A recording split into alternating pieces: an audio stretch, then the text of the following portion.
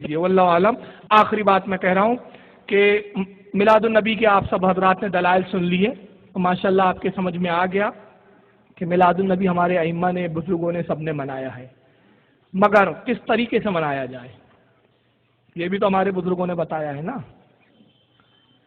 یہ بھی بتایا ہے کہ نہیں بتایا ہے؟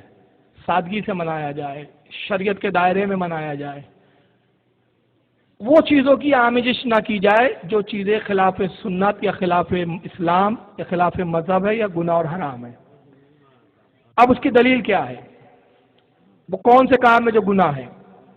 وہ گناہ یہ ہے کہ جس کو ہمارے علماء فرمائے یہ گناہ ہے تو وہ گناہ ہے، کیونکہ ہمارے علماء اپنی طبیعت سے نہیں کہتے، شریعت کے قانون سے کہتے ہیں۔ اور یقین مانیے جس چیز کو اللہ کے رسول حرام کہہ دے، پورے ضروب زمین کے انسان، قیامت تک کے تمام انسان مل کر اس حرام کو حلال نہیں کر سکتے۔ رسول اللہ نے ارشاد فرمایا، حدیث شریف ہے، سرکار فرماتے ہیں کہ یقیناً میری امت میں ایسے لوگ ضرور آئیں گے، ضرور ایسے نابکار ہوں گے جو تین چیزوں کو حلال ٹھہرائیں گے، حالانکہ اللہ اور اس کے رسول نے اس کو حرام کیا ہے تم پر۔ اللہ نے بھی حرام کیا، رسول نے بھی حرام، لیکن تم ضرور اس پہ عمل کرو گے، حلال ٹھہراؤ گے۔ پوچھا کہ یا رسول اللہ تین چیزیں کیا ہے؟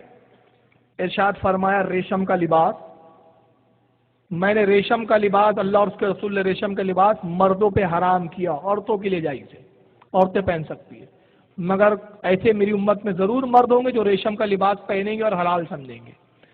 دوسرا فرمایا زنا، بدکاریاں کریں گے اور اس پر اظہار افسوس بھی نہیں کریں گے، تصور بھی نہیں ہوگا کہ ہم گناہ کر رہے ہیں، کہیں گے چلتا ہے نا یار، ماحول ہے۔ اور تیسرا سرکار فرماتے ڈھول اور باجے۔ اب ڈھول بھاجے یہی نہیں ہے صاحب کہ وہ باقاعدہ ڈھول بجے، وہ چیز جو ایک میوزک کا انداز پیدا کرے وہ سب مزامیر کے اندر آتی ہے۔ امام شافعی رحمۃ اللہ علیہ فرماتے دو لکڑیوں کو اس انداز میں ٹھوکنا، اس انداز میں رگڑنا، اس انداز میں بجانا کہ اس سے ایک لہر پیدا ہو، ایک لے پیدا ہو، یہ بھی مزامیر ہے اور یہ ڈھول باجوں کے حکم میں۔ تو اب جو ڈی جے بجا رہے ہیں ہمارے یہاں اور اس پہ ناچ رہے ہیں، اس حدیث کے زمرے میں وہ حرام ہے۔ اور ایک دوسری حدیث میں اللہ کے رسول فرماتے ہیں میں ڈھول اور باجوں کو ڈھانے اور تباہ کرنے کے لیے آیا ہوں۔ اچھا یہ بتائیے رسول اللہ اس دنیا میں کس لیے آئے؟ چلیے آپ ہی بتائیے، سرکار کی تشریف آوری کا مقصد کیا ہے؟ کیوں آئے سرکار اس دنیا میں؟ جی تو دین کیا ہے؟ دین پھیلانے آئے، ہمارے عزیز نے کہا، تو یہ دین کیا ہے؟ برائیوں سے روکنا، اچھائیوں کا حکم دینا۔ سرکار آئے اسی لیے کہ خرافات تھے، گناہ تھے۔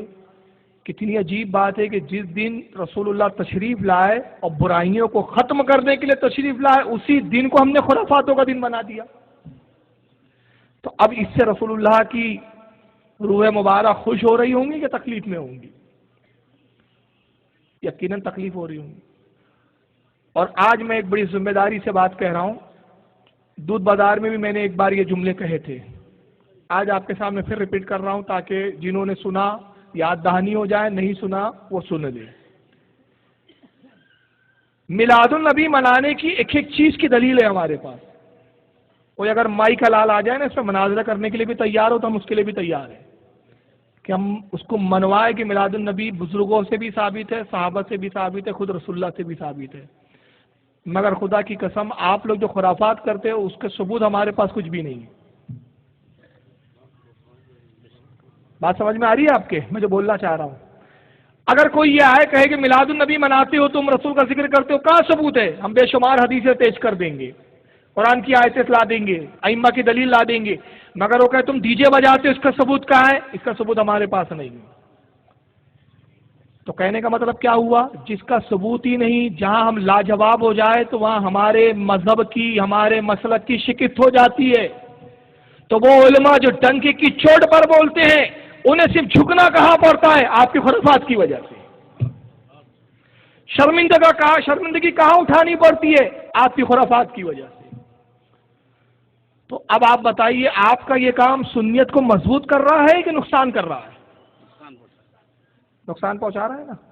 ہونا تو یہ چاہیے تھا کہ آپ میلاد النبی میں وہ کردار پیش کرتے کہ خبریں تو یہ ملنی چاہیے تھی کہ میلاد النبی کا جلوس نکلا اور ایسا ڈسپلین کے ساتھ، ایسے تہذیب و تمدن کے ساتھ، ایسے ڈسپلین کے ساتھ جہاں نکلا کہ کئی لوگ اس کو دیکھ کر ایسے متاثر ہوئے کہ بعض اسلام میں داخل ہو گئے اور بعض بدعقیدگی سے توبہ کر کے سنی ہو گئے۔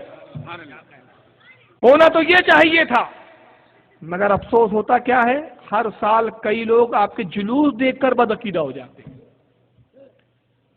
اور آج کل وہابیوں کو کچھ محنت نہیں کرنی پڑ رہی ہے، پہلے بڑی محنت لگتی تھی ان کو، ہمارے علماء نے ان کے ناک میں دم کر رکھا تھا۔ آج ہمارے تبلیغ کے کاموں میں اثر اندازیاں ہو رہی ہے، تکلیف بڑھ رہی ہے آپ لوگوں کی وجہ سے۔ کیسے پوچھیے؟ پہلے جب آپ نے خود 20 سال 25 سال پہلے آپ چلے جائیں، 15 سال 10 سال پہلے چلے جائیں، زیادہ نہیں 8 سال پہلے چلے جائیں، وہابیوں سے جب بات ہوتی تھی نا، کتابوں پہ بات ہوتی تھی، عقیدوں پہ بات ہوتی تھی، وہابیوں کو کہنا پڑتا تھا نہیں یہ کتاب کا وہ مطلب نہیں ہے، عبارت کا وہ مطلب نہیں ہے، یہ ہمارے مولانا نے نہیں لکھی، پھر ہم ثابت کرتے تھے نہیں آپ ہی کے مولانا نے لکھی، یہی سب باتیں ہوتی تھی۔ ان کو اپنا عقیدہ اور ایمان ثابت کرنا بڑا مشکل ہو جاتا تھا، مشکل کیا ناممکن تھا ان کا، اور وہ لاجواب ہو جاتے تھے۔ مگر آج ان کو تبلیغ کرنے میں بہت آسانی ہے، وہ کچھ نہیں کر رہے، کچھ نہیں سمجھا رہے۔ ہمارے ہاں جو بھی پڑھا لکھا نوجوان ہے اس کو لیتے، گلے میں ہاتھ ڈالتے، کونے میں لے جاتے، جلوس جا رہا ہوتا ہے جلوس کے بازو میں کھڑے کر دیتے اور صرف ایک سوال کرتے، دیکھو یار یہ صحابہ کرام ایسی کرتے تھے کیا ایسی ڈی جے بجاتے تھے، ایسی ناچتے تھے، یہ ایسی گلوں میں چادر ڈال کے تھرکتے تھے، ایسی پانی کے پاؤچ ایک دوسرے پہ ڈالتے تھے، ایسی ماں بہنیں کھڑکیوں سے دیکھتے رہتی تھی، یہ رسول کے زمانے میں ہوتا تھا۔ اتنا بول کے تو وہ شیطان ہٹ جاتا ہے، اور یہ پڑھے لکھے سنی نوجوان، بات تو صحیح ہے یار، بات تو صحیح ہے، ہاں یار صحابہ تو ایسا نہیں کر سکتے تھے، یہ تو اسلام کی تعلیم نہیں ہے، بڑی آسانی سے بدعقیدگی کی طرف چلے جاتا ہے۔ اب وہ بدعقیدگی کی طرف گیا، اس کا مطلب کیا ہوا؟ مطلب سیدھا یہ ہوا کہ جنت سے نکل کر جہنم میں چلا گیا۔ ایک اچھے خاصے جنتی کو جہنمی بنانے میں کس کا ہاتھ ہوا؟ آپ ایک جہنمی کو سنی تو نہ بنا سکے، جنتی نہ بنا سکے، مگر آپ کے اس عمل نے، اس فعل نے معاذ اللہ کتنے جنتیوں کو جہنم کی طرف لا دیا ہے۔ قیامت میں آپ سے پوچھ نہیں ہوگی، کیا وہ رسول آپ سے نہیں پوچھیں گا کہ میں نے تو کہا تھا، میرا تو فرمان تھا، میری امت کے میرے غلاموں نے، میرے علماء نے بتایا تھا کہ میں ڈھول کو توڑنے کے لیے آیا ہوں، ڈھول کو اٹھانے کے لیے آیا ہوں، میں رقصوں کو، ناچنوں کو، تھرکنوں کو منع کرنے آیا ہوں، بند کرنے آیا ہوں، اور تم نے میری ہی تاریخ ولادت کے دن یہ سب معاملے بنا ڈالے۔ کیا جواب ہے؟ مجھے جواب بتائیے آپ لوگ، آپ میں سے کسی اگر ڈی جے نکالتے ہیں کوئی کمیٹی کے لوگ، میں گزارش کر رہا ہوں ان سے کہ اگر ان کے پاس کسی کے پاس کوئی جواب ہو تو بیان کرے۔ کسی کے پاس کوئی جواب نہیں ہے، صرف ایک ہی جواب ہے، مستی کا دین ہے ہمارے، معاذ اللہ مستی کا دین ہے۔ میلاد النبی مستی کا دین نہیں ہے، نعمت کے شکر کا دین ہے، اور شکر کا اسلام نے طریقہ بتایا ہے کہ عبادتیں کرو، نمازیں پڑھو، ہو سکے تو اس دن روزہ رکھو۔ رسول پیدا ہوئے تو سرکار نے روزہ رکھا، مسلم کی حدیث ہم نے پڑھی ابھی سنی کہ سرکار نے روزہ رکھا، فرمایا کہ میں اس لیے روزہ رکھتا ہوں، اپنے رب کا شکر ادا کرتا ہوں کہ اس تاریخ کو میں پیدا ہوا، اس تاریخ پر مجھ پہ وحی آئی، نبی نے خوشی کا اظہار عبادت کے ذریعے کیا، معاذ اللہ رقص و سرور اور ناچ کے اور تھرک کر نہیں کیا، استغفر اللہ۔ نہ صحابہ نے اس طرح کیا کہ آؤ جشن میلاد النبی ہے ناچے، انہوں نے کیا کیا؟ نبی کی میلاد کے تذکرے کیے، ذکر کو سنا، ذکر سے فائدے اٹھائے، نبی کی میلاد النبی کا ذکر کیا، اس کی فضیلتوں کو حاصل کیا، روزے رکھے، شکر ادا کیا۔ تو یہ میلاد النبی منانے کا طریقہ ہے میرے بھائیوں۔ تو جو لوگ ڈی جے نکالتے ہیں، میرے بھائی ہے وہ، ان سے گزارش کر رہا ہوں، ہاتھ جوڑ کے گزارش کر رہا ہوں، خدا کے واسطے سنت کو مضبوط بنائیے، سنت کو کمزور مت کیجیے۔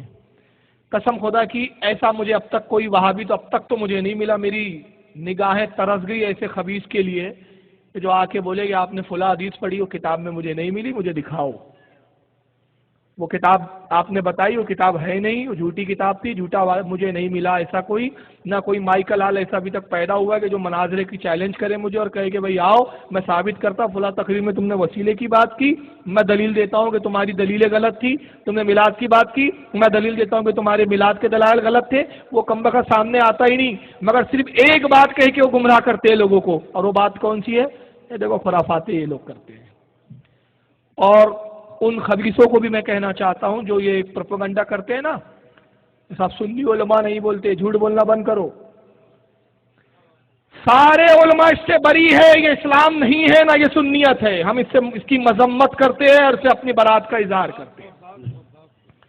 اور انشاءاللہ پرسوں یا نرسوں میٹنگ بھی ہے، کل میٹنگ ہے علماء کی، حضرت کی معین ملت کی سرپرستی میں جامعہ قادریہ میں. وہاں علماء اور خاص طور سے وہ کمیٹی کے ذمہ دار حضرات، ان کو بھی مدعو کیا گیا ہے، وہ ضرور بالضرور تشریف لائیں، اپنے علماء کا درد سنیں. اگر آپ اپنے علماء کی نہیں سنیں گے تو پھر کون سنیں گا یار؟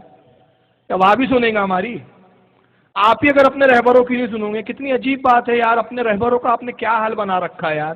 باطل مذہب والوں کو دیکھو، کل تک جو میں اشارہ کر رہا ہوں، زیادہ کھل کے نہیں بولتا، میری عادت نہیں ہے، جن کو کل تک نہانے کا بھی شعور اور سلیقہ نہیں تھا، جو پہاڑوں پہ گندے سندے بیٹھتے تھے، وہ قوم کا شعور اتنا بیدار ہو گیا کہ آج ان کو اپنی آنکھوں پہ بٹھا کے چل رہی ہے وہ قوم.